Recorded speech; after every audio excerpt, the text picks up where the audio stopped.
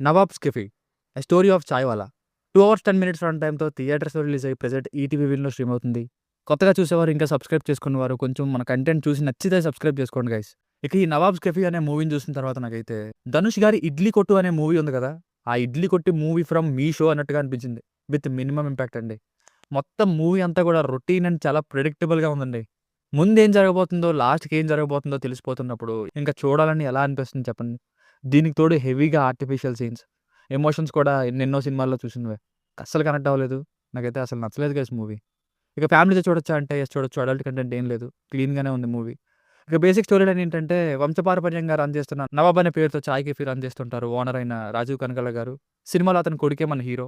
అయితే అందరూ చాయ్ వాలా, చాయ్ వాలా అని ఎగతాళి చేస్తూ ఉండేసరికి ఇంక ఎలా అయినా అతను అమెరికా వెళ్లి డబ్బులు సంపాదించాలనుకుంటాడు హీరో.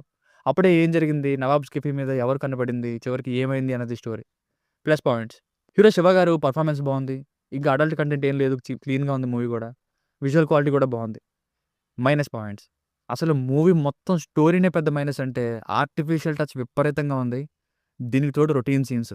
డెఫినిట్‌గా చెప్పగలను 'ఇడ్లీ కొట్టు' అనే మూవీని ఖచ్చితంగా చూసుంటారు ఈ డైరెక్టర్. విలన్ మారిపోవడం, విలన్ ఎంట్రన్స్ వార్నింగ్ ఇచ్చే సీను అసలు ఎమోషనల్‌గానే లేదు. చాలా ఆర్టిఫిషియల్‌గా ఉంది. చాయ్ టేస్ట్‌ని మిస్ అవుతున్న సీన్ అయితే యాజ్ ఇట్ ఈజ్ 'ఇడ్లీ కొట్టు' మూవీలోనే అనిపించింది. అక్కడ ఇద్దరు తల్లిదండ్రులు ఉండరు. ఇక్కడ ఒకరే ఉంటారు. హీరోయిన్ రోల్ అయితే అసలు అక్కరనే లేదు. మళ్ళీ అవే కాలేజ్ సీన్స్, సాంగ్సు ఇంత మెచ్యూర్డ్ కాలంలో కూడా చాయ్ వాలా, చాయ్ వాలా అని ఏడిపిస్తారంట. దానికి ఫైటు. యూఎస్ వెళ్ళడం అంటే ఈజీ అనుకుంటారంట. విపరీతంగా ఆర్టిఫిషియల్ టచ్.